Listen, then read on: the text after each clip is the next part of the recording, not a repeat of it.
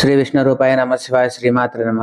మనం మంత్రాలయం చుట్టుపక్కల చూడవలసిన ప్రాంతాలని వీడియోలుగా చేసుకుంటున్నాం కదా. దాంతో భాగంగా ఈ రోజున మంత్రాలయం దగ్గర ఉన్నటువంటి పంచముఖి అనేటువంటి ఆలయం గురించి మాట్లాడుకుందాం.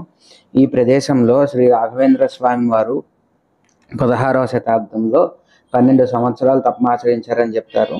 ఇక్కడ స్వామివారి తపస్సు పూర్తయిన తర్వాత వారు మంత్రాలయంకి వెళ్ళి అక్కడ కొన్నాళ్ళు మరలా తపస్సు చేసుకొని భక్తులను అనుగ్రహిస్తూ అక్కడ బృందావన ప్రవేశం చేశారని చెప్తారు. ఇక ఈ ఆలయంలో ఇవి ఆంజనేయ స్వామి వారి పాదుకలు అని చెప్తారు. లోపల గర్భాలయంలోకి వెళ్తే ఈ విధంగా పంచముఖ ఆంజనేయ స్వామి దర్శనమిస్తారు. ఇక్కడ మీరు చూస్తున్న విధంగా స్వామివారు మనకి పంచముఖాలతో దర్శనమిస్తూ పైన బృందావనం ఉన్న ప్రదేశం ఏదైతే ఉందో అది రాఘవేంద్ర స్వామి వారు తపస్సు చేసిన ప్రదేశం. ఇప్పుడు మీరు చూస్తున్న బృందావనం అది. ఆ పైన వెంకటేశ్వర స్వామి, లక్ష్మీదేవి, ఇటువైపు ఆంజనేయ స్వామి. ఇప్పుడు మీరు చూస్తున్న ఆంజనేయ స్వామి నిజ రూపంలో ఈ విధంగా ఉంటారు. 5 బొట్లు ఉన్న చోట 5 శిరస్సులు ఉంటాయి. ఇక ఆ పై వైపుకి ఎడం చేతి వైపు అన్నిటికన్నా పైన వెంకటేశ్వర స్వామి, లక్ష్మీదేవి, కింద గణపతి, శేషదేవరు, మత్స్యనారాయణమూర్తి దర్శనమిస్తారు.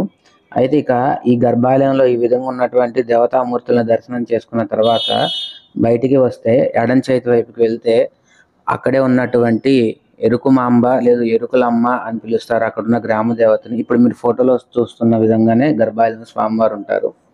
ఇక ఆ గ్రామ దేవత ఆలయాన్ని కూడా చూసుకుంటాము. ఆ ఆలయానికి వెళ్ళడానికి కనీసం ఒక 1/2 కిలోమీటర్ నడవాల్సి ఉంటుంది. ఆ వెళ్ళే దారిలో మనకి పుష్పక విమానం మాదిరిగా ఉండేటువంటి కొండలు, బౌల్డర్స్ అంటాం కదా, పెద్ద పెద్ద బండరాళ్ళు అరేంజ్ చేసి ఉంటాయి. అవి చూడటానికి ఎలా ఉంటాయంటే ఒకటేమో విమాన ఆకారంలో, ఇంకొకటేమో మంచం మీద దిండు వేసి దిండు మీద దుప్పటి కప్పినట్లుగా ఉంటుంది. దాన్ని బెడ్ స్టోన్ అంటారు. ఇక్కడ వీళ్ళు అది పంచముఖ ఆంజనేయ స్వామి వారి నిద్రపోయే స్థలంగా కూడా చెప్తూ ఉంటారనమాట. తర్వాత ఆ వెళ్ళే క్రమంలోనే మనకి చిన్న మందిరం లాంటిది ఉంటుంది, గుహ లాంటిది. ఆ గృహలో మనకి స్వామివారు పంచముఖాలతో దర్శనం ఇచ్చేటువంటి ఒక పంచలోహ మూర్తి కూడా వీళ్ళు ఏర్పాటు చేయడం అనేది. ఇంకా అక్కడ నుండి ముందుకు వెళ్తే మనం చెప్పుకున్నాం కదా, అక్కడ గ్రామ దేవత అని ఈ గృహలో ఉంటారనమాట అమ్మవారు. ఇప్పుడు చూస్తున్నారు కదా, ఒక సానరాయి మీద గంధం చెక్కబెట్టినట్లు ఏ విధంగా ఉందో, ఆ రాళ్ల కింద లోపల గుహలోకి వెళ్తే అమ్మవారు ఉంటారనమాట. అమ్మవారిని వీరు మహాలక్ష్మి స్వరూపంగా భావిస్తూ ఉంటారు.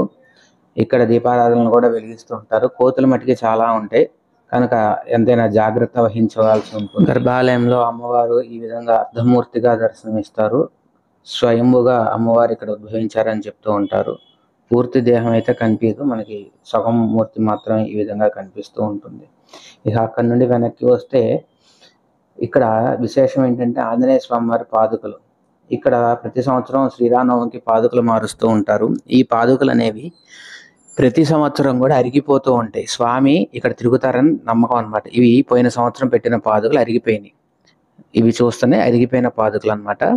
ఈ పక్కన ఉన్నటువంటి ఆలయంలోనే ప్రతి సంవత్సరం కూడా స్వామివారికి సమర్పించినటువంటి కొత్త పాదుకలు అనేవి ఉంటాయి. వాటినే వీరు పూజిస్తూ ఉంటారు. ఆలయం లోపల నూతనంగా ఇచ్చినటువంటి పాదుకలు ఉంటాయి. అన్ని తోలుతో చేసిన చెప్పుల్లానే ఉంటాయి. పైన రాసింది కదా పంచముఖ పాదరక్షగళ్ళు అని, అదిగోండి. ఇవి ఈ సంవత్సరం స్వామివారికి సమర్పించిన పాదుకలు. ఇవి పెద్దగా ఉంటాయి. సంవత్సరం అయ్యేసరికి ఇవి పూర్తిగా అరిగిపోయి చిన్నవిగా అయిపోతాయి అన్నమాట.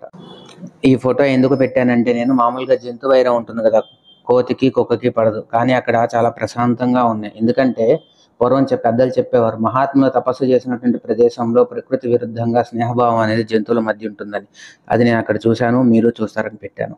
మరొక మంచి వీడియోతో మళ్ళీ కలుద్దాం. అప్పటి వరకు సెలవు. శ్రీమాత్రే నమః.